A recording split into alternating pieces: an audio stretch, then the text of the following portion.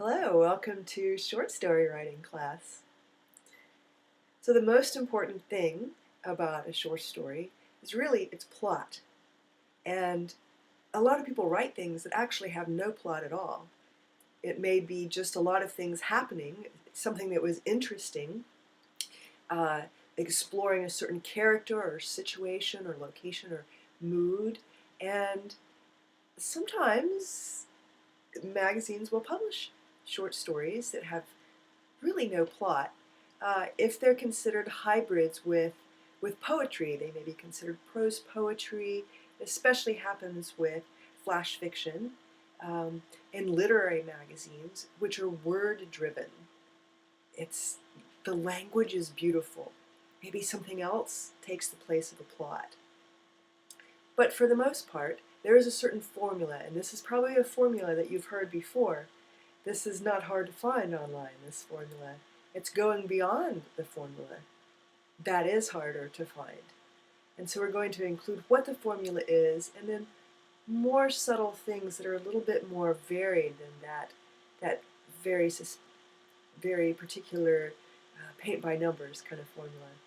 But that formula is very important, because even if you go against it, your readers are aware that you're going against it. They're aware that you're not doing it. They're wondering why. You know, you've got their attention if you find another way to entertain them. If you don't, you completely lose their attention. So the plot has to do with a protagonist, a main character who is active. The protagonist cannot be passive. The protagonist may be able to react to things at first, and then the story is about becoming active.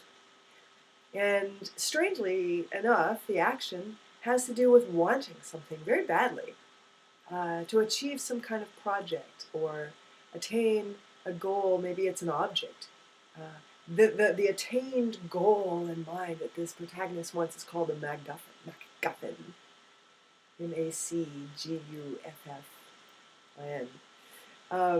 And so the MacGuffin is this thing, that's drawing the protagonist, and you need to get your readers wanting this thing to happen too, and they have to be afraid it won't happen, and afraid of what might happen to prevent it, and they get afraid of the antagonist, because you're really playing on people's nature, built-in nature. So if we're in a circumstance outside and something's happening over here, we notice it. But if it's not going to scare us or give us something fabulous or whatever, we tend to look away, get bored after a while. And then if something giant comes over, all right, I'll pay attention to that. And so we're just used to paying attention to something that might have some danger and getting worked up about it.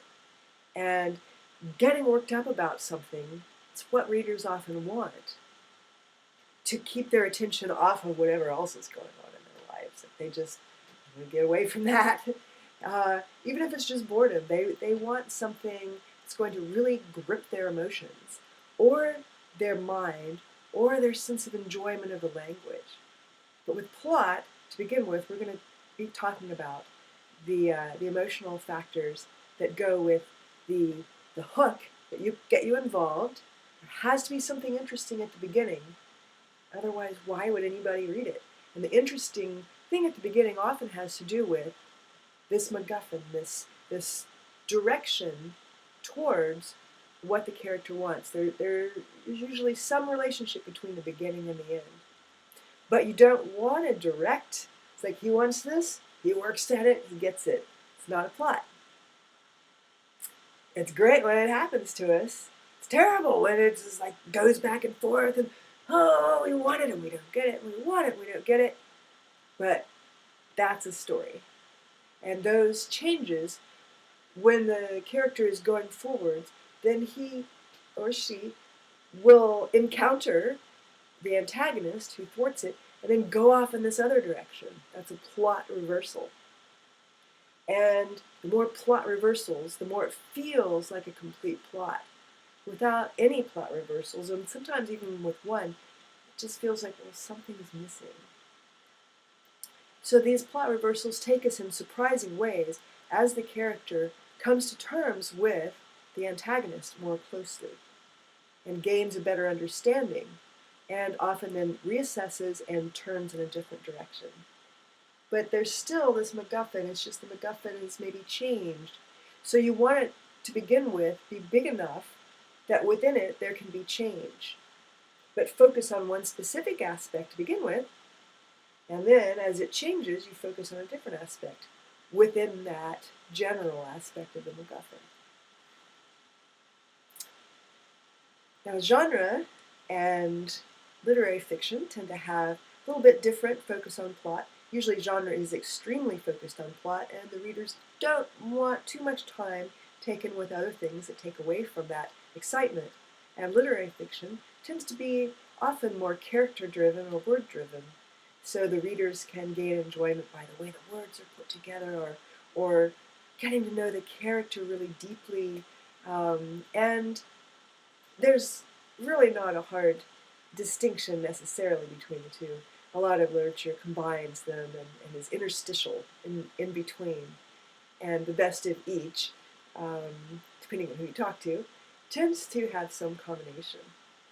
And besides the plot, then we have the subplot often, depending on how long the story is. If it's the short story is between 1,000 and 7,500.